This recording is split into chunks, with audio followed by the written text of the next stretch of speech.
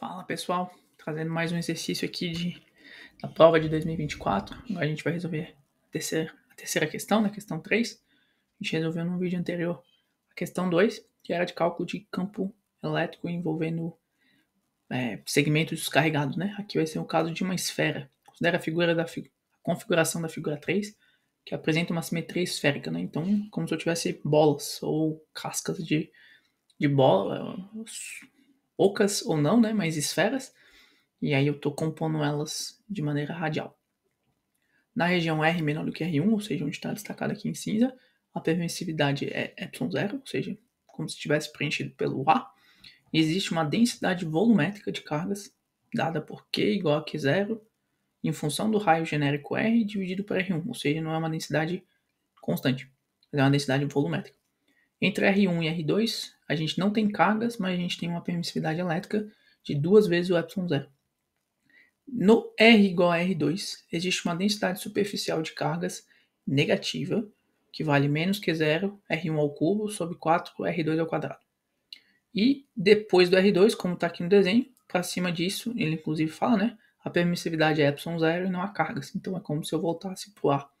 Aqui eu tenho um material de propriedade elétrica semelhante ao ar, mais carregado. Depois eu tenho um material sem carga, com uma permissividade elétrica diferente. Eu tenho a densidade na casca, R2.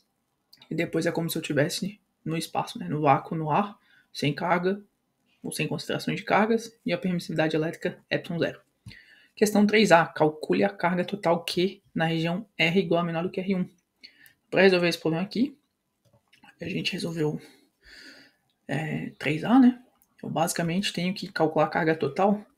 Ela vai ser a integral da minha densidade Q em função do volume. Ou seja, eu tenho que integrar num volume que vai ser dependente do raio, né? Nesse caso, a densidade volumétrica sobre um infinitesimal de volume. Obviamente, aqui eu vou pegar um raio Rzinho genérico, é uma esfera, ou seja, é uma bola, e por conta de ser uma bola, e por conta de a minha densidade ser uma função de raio, do raio, né? Tem, na verdade, integral volumétrica em função do raio, de densidade volumétrica, que também é função do raio, no elemento infinitesimal de volume. Como essa função não depende de θ, lógico que eu tenho que resolver esse problema idealmente em coordenadas esféricas. Não vou depender de θ, não vou depender de φ, né? Para desenhar plano, eu desenho 0 a 2π e faço de 0 até π para poder desenhar o gomo, né? Como se fosse o hemisfério norte e o hemisfério sul. Para eu poder fazer isso, eu teria que decompor o dv em coordenadas esféricas, mas como tudo depende só de raio, eu sei que esse problema eu posso representar mais simples como a integral de Q de R. O dv também pode ser um infinitesimal de área, ou uma área conhecida, vezes uma variação de comprimento. O volume é a área da base vezes a altura, de maneira mais simples possível, né? A área de uma esfera, ou seja, se eu pegasse a superfície lateral de uma esfera genérica, vale 4π r quadrado. E aí eu só vou variar o raio. Porque se eu pegar a superfície de uma folha, né, eu tenho uma bola, a casca de uma bola, eu quero o volume dela, eu só vou aumentar o raio ou diminuir, e isso vai me dar uma variação volumétrica. Então aqui, por conta de tudo não ser dependente de θ e de φ, em coordenadas esféricas, eu posso simplificar o problema e colocar o 4πr quadrado, que é um infinitesimal de área, e fazer uma variação de dr, que vai me dar o meu infinitesimal de volume. Perfeito? Lógico, aqui no volume, que depende do raio, e obviamente, eu tenho que agora colocar, esse volume vai ser da origem até o raio genérico Rzinho, o meu Q de R é Q0, Rzinho, sobre o R1 constante, 4π constante, R quadrado, aqui o meu π e o meu R estão quase parecidos, mas 4π R quadrado, variação do raio.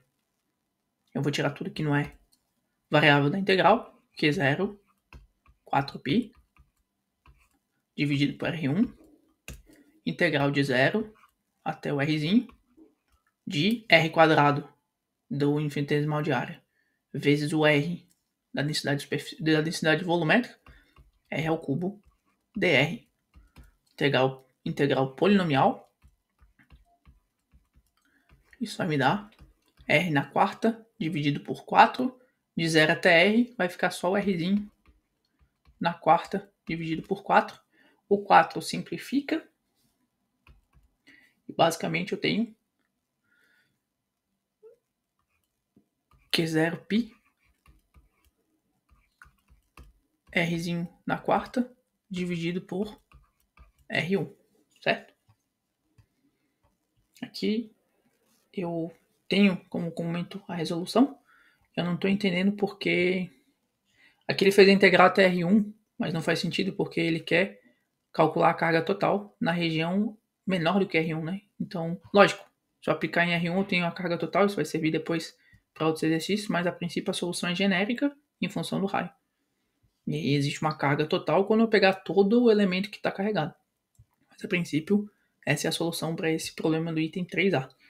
No gabarito que eu tenho aqui, ele calculou em R1, mas aí isso a gente não foi pedido ainda. Ele pediu por enquanto num raio genérico menor do que R1. Então, exceto se talvez a carga total tenha essa noção de que ele quer pegar toda a região até o R1, né? Mas, bom, a resposta genérica, quando aplicada em R1, vai dar a mesma resposta que ele tem aqui. Então não tá tão... As respostas são coerentes, embora talvez possa ter um erro de interpretação do enunciado. Eu acho que não da minha parte, mas pode ser que seja da minha parte. 3b, calcule o campo eletrostático em todo o espaço. Bom, o que a gente tem aqui então? A gente tem dentro até R1 uma carga que vai variando em função do item 3A. Então meu campo vai variando com essa carga. Quando eu chego em R1, eu tenho toda a carga desse cara, essa esfera cinza, e eu tenho esse anel até o R2 que não tem carga. Então tem toda a carga aqui que vai gerar um campo dentro desse material de 2ε0. No R2, a gente tem que levar em conta a carga. Quer dizer, a partir de R2 eu tenho que levar em conta que tem uma densidadezinha aqui, né? Então isso vai compor a nova carga total, que eu vou chamar de Q', Q maiúsculinha.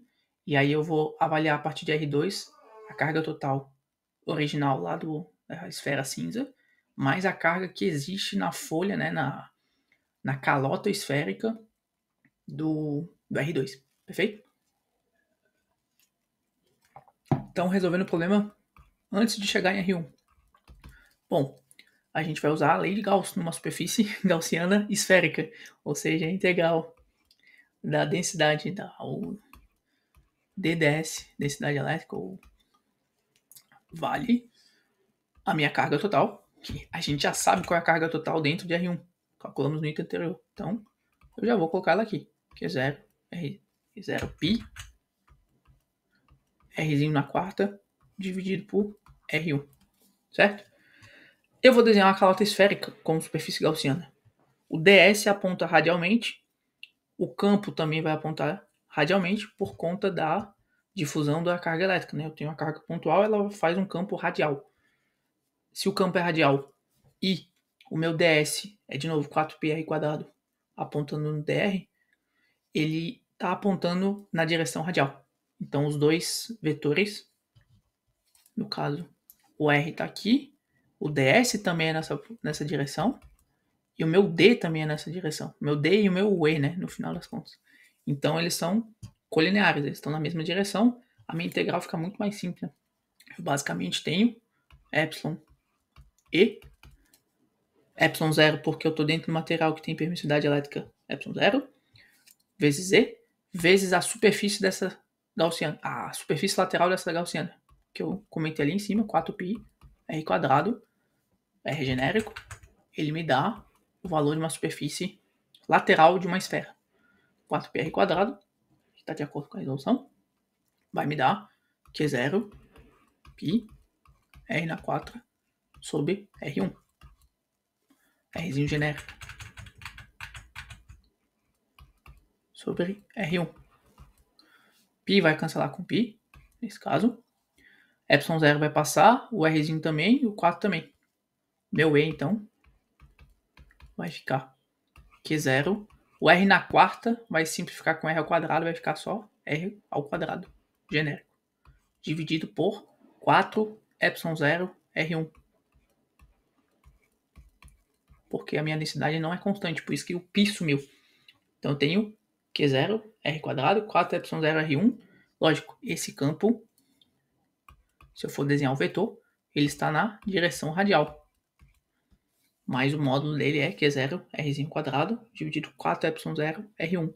Válidos até R1. Vamos resolver agora com outra cor. Se eu tiver entre R1, raiozinho, R2. O que acontece aqui? A minha carga total agora, de novo, eu vou ter ε0. Na verdade, eu vou ter 2ε0. Por quê? Eu vou fazer uma superfície gaussiana esférica. Só que está dentro desse meio. Entre R1 e R2, eu tenho 2ε0 de permissividade elétrica. Então, a minha resolução da integral da lei de Gauss aqui em DDS vai ser 2ε0, porque é o meio, a propriedade do meio, vezes o E, que também é radial, continua sendo, vezes o 4πr quadrado, é a superfície lateral da calota esférica genérica, da superfície gaussiana genérica. Lógico, R só pode existir entre R1 e R2. Só que quem é a minha carga total agora? Eu não tenho contribuição de carga a partir do R1. Então eu vou pegar a fórmula da carga genérica antiga e aplicar em R1, que é até onde ela é válida. E depois daquilo eu tenho toda a carga total da primeira calota, a bola cinza, e isso não aumentou. Então eu tenho Q0 π R1, que é como se eu eu apliquei a fórmula genérica em R1, dividido por R1. Lógico que aqui o R1 vai se simplificar, eu vou ficar com R1 ao cubo, o que vai me dar um campo que é E, vale Q0, o π de novo vai cair fora, Q0, R1 ao cubo, dividido por 2ε0, vezes o 4, então 8ε0, Rzinho ao quadrado, certo? Percebam que aqui eu tenho Rzinho ao quadrado sobre R, é metro ao quadrado por metro, então no final eu tenho metro em cima. Aqui eu tenho ao cubo dividido pelo quadrado, também vai ficar a mesma unidade de metro em cima. Então as unidades entre os dois campos estão coerentes, que faz sentido, tem que estar, senão eu errei em alguma simplificação da expressão. De novo, ele está apontando na direção radial, e aqui a fórmula Q0 sobre R1 ao cubo, dividido por 8ε0, Rzinho ao quadrado. Rzinho genérico, obviamente, R1 constante. Válido de novo se o Rzinho for entre R1 e R2. A partir de R2, e aí então resolve o último pedaço, eu tenho que levar em conta que a minha carga total agora não é só a da esfera cinza. Eu tenho que levar em conta que aqui tem uma densidade de carga diferente, né? Então vamos lá. Eu tenho, de novo, e a partir do R2 eu volto para um meio de material ε0. Então a minha solução da lei de Gauss vai ser ε0 e 4π Rzinho ao quadrado. Eu não mudo a parte da esquerda, a parte da direita que muda. Porque eu tenho a carga total que eu usei para calcular o campo aqui em azul, e eu tenho essa carga aqui que ele me deu em QS, certo? Então vamos lá. Eu tenho então, lembrando, aqui ele tem uma densidade superficial de cargas, QS menos Q0 R1 ao cubo sobre 4 R2 ao quadrado. É uma densidade superficial. Eu tenho que calcular a carga total.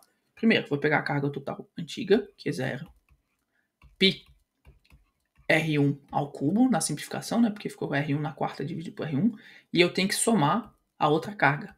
A outra carga tem uma densidade superficial, menos Q0, R1 ao cubo sobre 4 R2 ao quadrado. Isso é a densidade superficial. Eu tenho que multiplicar pela superfície da esfera onde essa densidade está sendo aplicada. É a esfera em R2. A densidade superfície lateral de uma esfera é 4π R dessa esfera, R2 ao quadrado. O R2 ao quadrado simplifica. O 4 simplifica com 4. O que eu tenho no final? Que é 0 π R1 da esfera cinza no centro, mais um negativo de Q0 π R1 ao cubo. Então, eu tenho mais um menos Q0 π R1 ao cubo. Ora, um é o oposto do outro. Somar x com menos x dá 0. Se eu não tenho carga total na partir do R2 por conta da densidade superficial que existe em R2, esse raio genérico, não importa muito, mas o raio é genérico. Quanto que vale o campo se eu não tenho carga? Ué, se eu não tenho carga, meu campo tem que ser nulo. A partir de R2, o meu campo é nulo por conta da densidade superficial que existe em R2. Ela anula a carga total que existe em R dentro da esfera até R1 e eu não tenho, passo a não ter mais campo. Vamos resolver então agora a questão 3C, perfeito? Calcule a diferença de potencial entre VR1 até V de R2, ou seja, que é o potencial aqui. Não vai dar para desenhar muito bem, mas eu tenho potencial em VR2, eu tenho potencial em VR1, eu quero calcular a diferença entre eles. Eu vou usar a fórmula do potencial. Vou pegar a caneta preta pela primeira vez. Eu acho que vai ficar mais fácil eu vir para direita.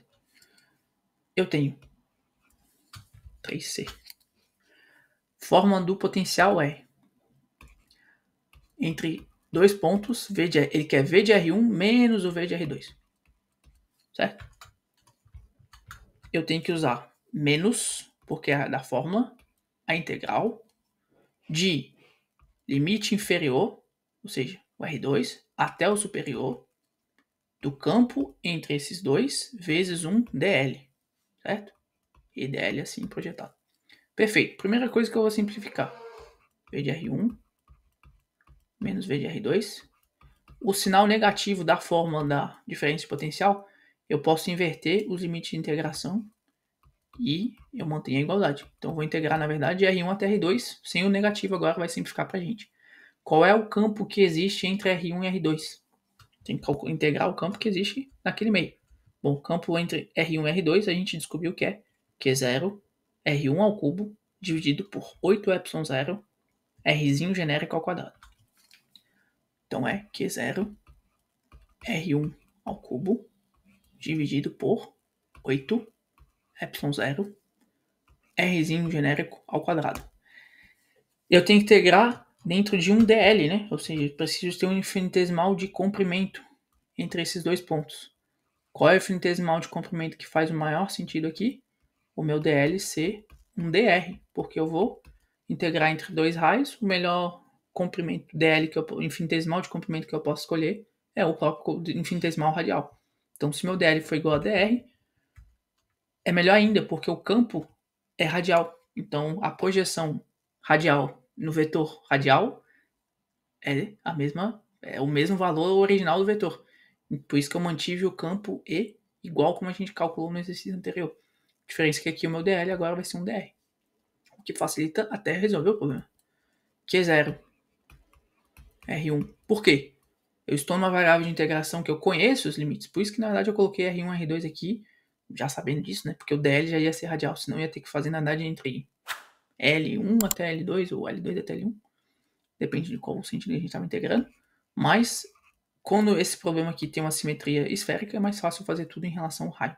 Então, Q0, R1 ao cubo sobre 8ε0 são constantes. Eu tenho que integrar de R1 até R2 dr sobre R ao quadrado.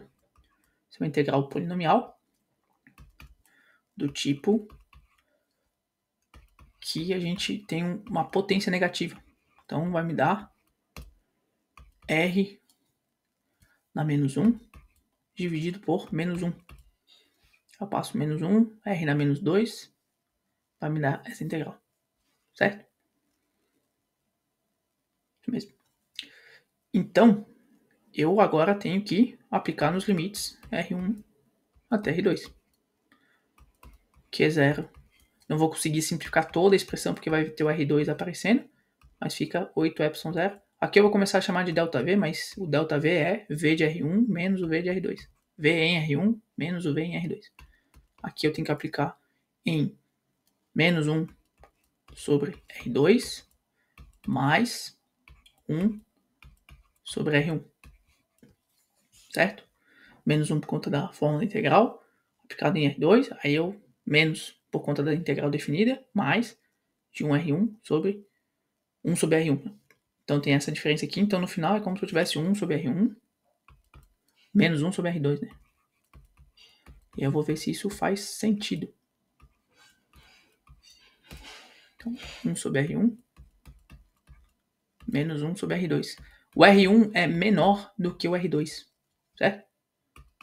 Ou seja, 1 sobre R1 é maior do que 1 sobre R2. R2 é maior. Essa diferença é positiva, faz sentido. Por quê? A minha diferença de potencial, o campo, vai da região de maior potencial para de menor. Se VR1 é maior do que VR2, é por isso que o campo é radial para fora. Então faz sentido que o ΔV seja positivo entre R1 e R2, porque o meu campo sai de R1, maior potencial, em direção a R2, menor potencial. Certo? E aqui a gente resolve essa questão, é um pouco mais tranquilo do que uma outra que a gente resolveu que tinha um cilindro infinito, mas era a mesma linha de raciocínio, né? E aí a gente resolve já 2/3 dessa prova de 2024. Falta só a questão que provavelmente vai ser resolvida em algum outro momento, aquela questão de aplicar a integral vetorial, né? As formas de integrais vetoriais e as simplificações que existem em alguns casos.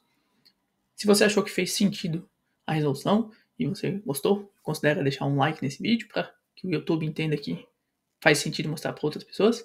Se ficou algum passo nebuloso na resolução, pode deixar um comentário que eu tento responder em cima em texto. Se eu achar que faz sentido, posso responder em vídeo também, uma extensão dessa resolução. Lembrando que essas questões de prova, elas acabam não tendo garantia de permanecer aqui no YouTube até o infinito, porque existe um produto que tem acesso a mim no WhatsApp para a gente ficar discutindo questões e que eu resolvo as questões que normalmente são pedidas por quem está no grupo.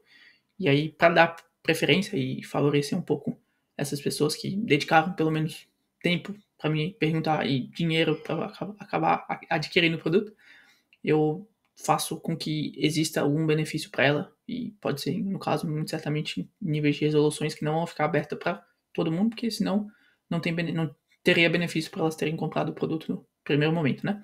Então, pode ser que esse vídeo não fique para sempre. A forma mais certa de garantir que você tenha acesso enquanto fizer sentido para passar na disciplina, assim dizendo, né? É considerando olhar o link da descrição e adquirir o produto.